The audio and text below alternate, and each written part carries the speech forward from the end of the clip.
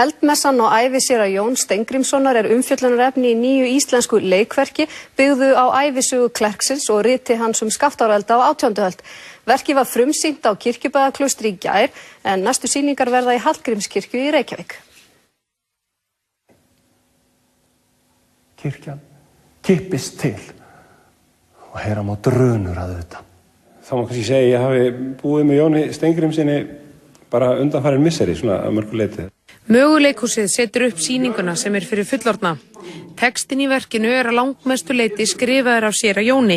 Og það sem að slær mann kannski mest þegar maður les ævisögu Jóns sem stórmerkilegt rit og einstakt. Það þessi einlægni hans og hreinskilni gagnvart sjálfum sér líka, segir jafnvel frá sínum veikustu hliðum, jafn mikið og öðrum.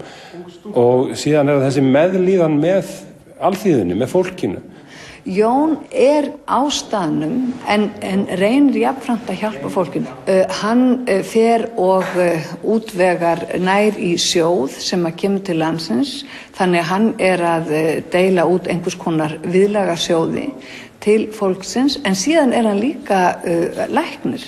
Fólki var að deyja, bændur sem voru komnir fótgangandi þarna í Rangavallarsýslu þar sem Jón með þennan sjóð og þar var hægt að fá eitthvað keypt.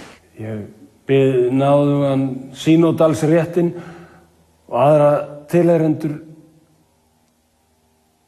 fyrirgefningar. Úthlutun úr viðlagasjónum kom þó í bakið á honum því hann var dæmdur fyrir hana. Sá sem gerir eitthvað, hann dæmdur. Þeir sem gerðu ekki neitt og sátu bara, þeir náttúrulega sluppu allir.